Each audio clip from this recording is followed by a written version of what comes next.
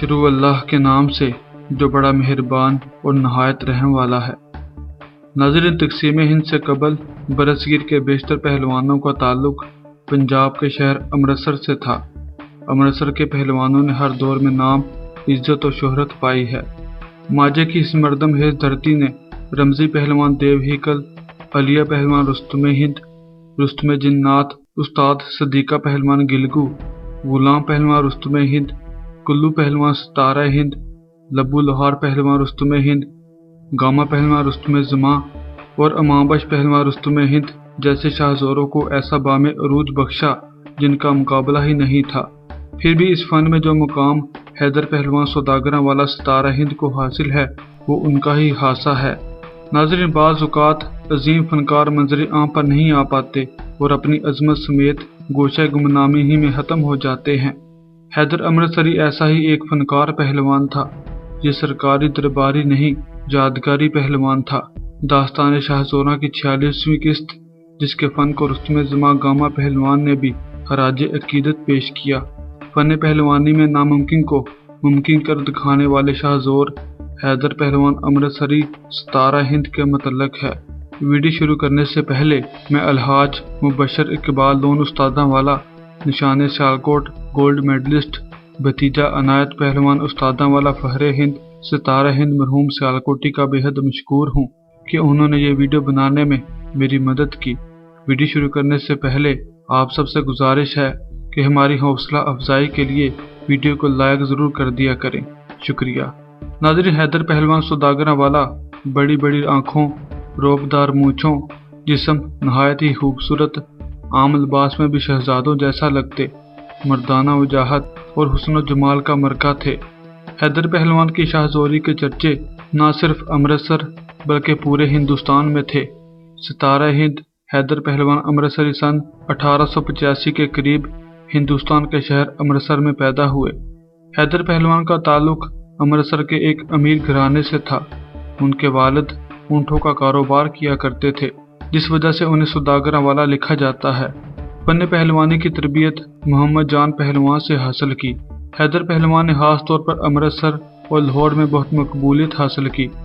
ناظرین، حیدر پہلوان کا شمار فن پہلوانی کے ان چند پہلوانوں میں ہوتا ہے جنہوں نے ہندوستان کے نامور پہلوان امامبخش پہلوان رستم ہند، گونگا پہلوان بالی والا رستم ہند، ہاتھوہا ملتانی اور خلیفہ غلام محی الدین رستم ہند جیسے شاہ زوروں سے کشتیاں لڑ کر اپنے فن کا لوہا منوایا۔ مردانہ وجاہت اور فن کا یہ دلنواز مرکہ عجیب و غریب صفات کا حامل تھا۔ اس کی فنکاری میں تو کلام نہیں، اس نے غیر متوقع طور پر ایسے کارنامے سر انجام دیے کہ حلقے خدا حیرت میں ڈوب گئی۔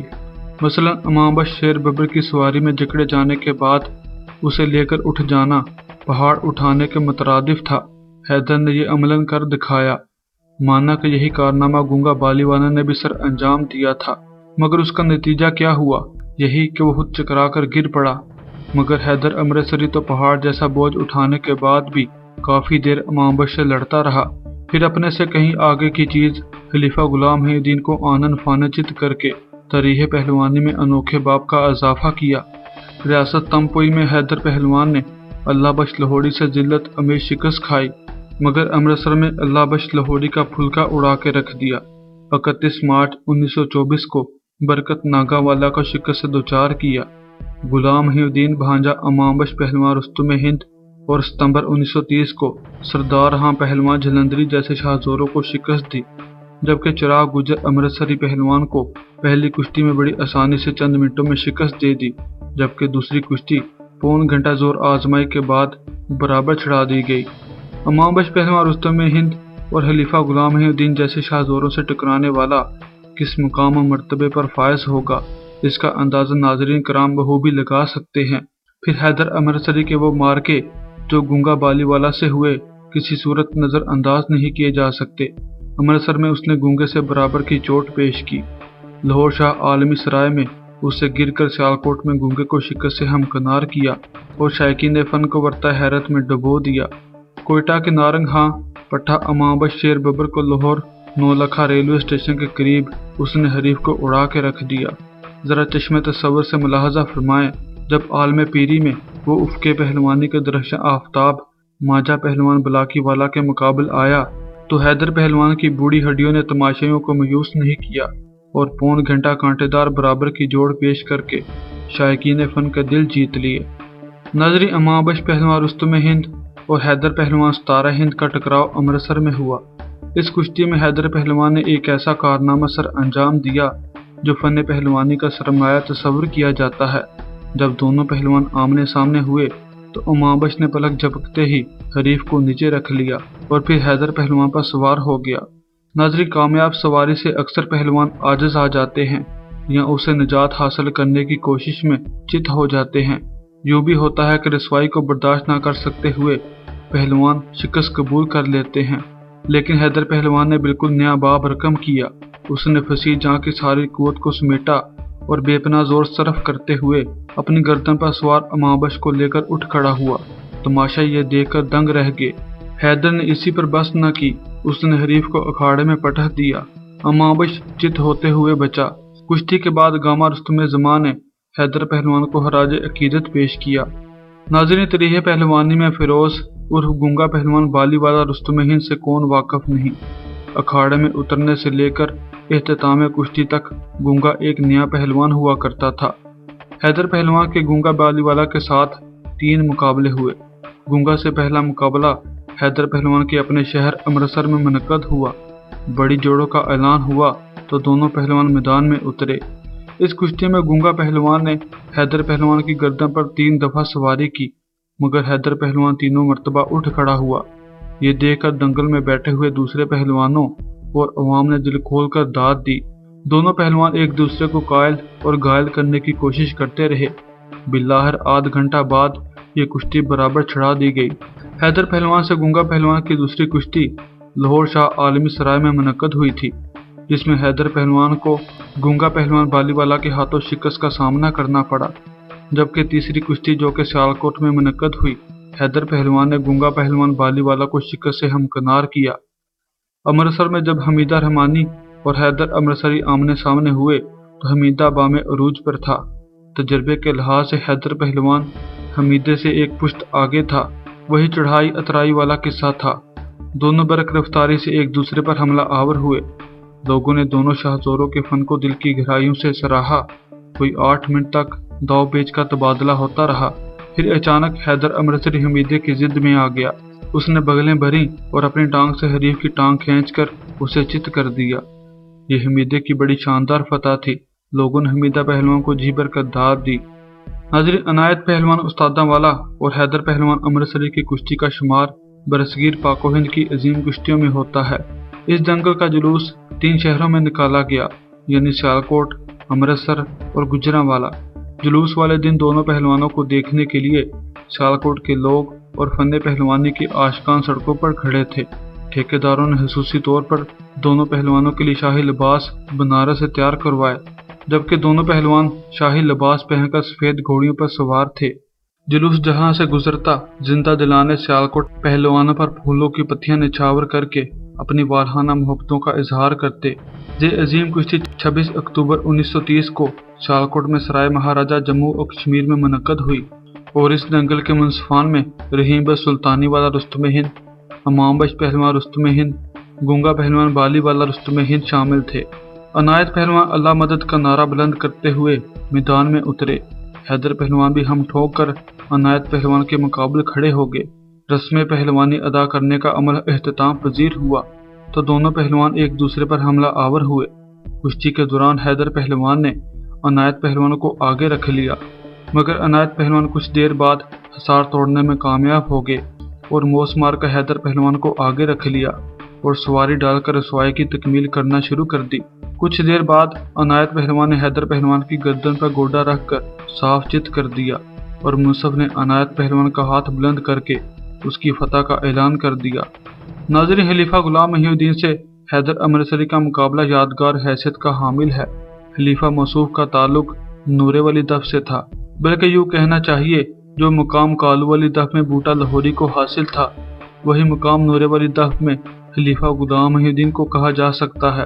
اس شاہزور کا شمار استاد زما کتب پہلوانی کی تیسری پشت میں ہوتا ہے۔ लाहौर के ठेकेदारों की रगे हवस भड़की तो चंद ठेकेदारों ने खलीफा गुलाम मुहीउद्दीन के ससुर साहब से इस कुश्ती की शराइत तय कर ली और खलीफा जी के ससुर ने कुश्ती का बयाना भी कबूल कर लिया। खलीफा जी को मरबत में अपने मुकाम से उतरकर सबकी ख्वाहिश का एहतराम करना पड़ा। हकीकत है कि खलीफा जी कोल्हापुर में हैदर अमृतसरी जैसे दर्जनों पहलवानों को कमर तोड़ जोर करवा दिया करते थे। तमाशा भी जानते थे कि हैदर अमृतसरी जो कुछ भी था खलीफा जी की जोड़ न था, मगर जो ना होना था हो गया। कुश्ती का आगाज होते ही खलीफा जी हैदर पहलवान के दाव पर आ गया और पहलवानी में दाव पे आया हुआ पहाड़ भी राई के बराबर होता है। खलीफा गुलाम मुहीउद्दीन हैदर पहलवान के दाव पर ऐसे आए कि साफ चित हो गए। पहलवान से ज्यादा हल्के हुदा को हैरत हुई। नाज़री शिकस्त किसी शाहजोर के लिए भी पसंदीदा नहीं होती, मगर हैदर पहलवान से शिकस्त खाने के बाद खलीफा जी ने लंगोट फाड़ कर हमेशा के लिए पहलवानी से ही किनारा कशी इख्तियार कर ली।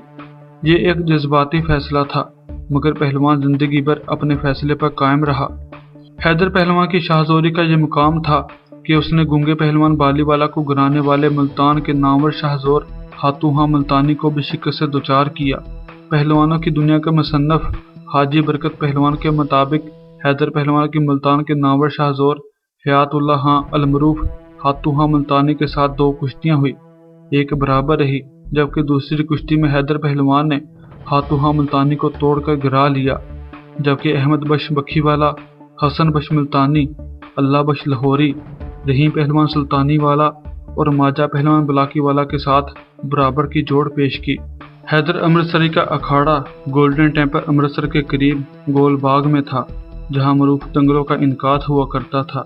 हैदर पहलवान के शागिर्दों में उनका छोटा भाई शामा पहलवान अमृतसरी और शरीफ पहलवान अमृतसरी, जिसका फन और कुश्ती का अंदाज इतना मनमोहना था कि जगह जगह उसकी मांग थी। मरहूम को कसरत के दौरान कांच के एक टुकड़े से पैर में एक ऐसा जख्म आया जो तादम हयात ठीक न हो सका, जिस वजह से उनके पाँव में जहर फैल गया। डॉक्टरों के मुताबिक पहलवान जी को सांप ने डस लिया था, जिस वजह से उन्हें गैंग्रीन हो गया।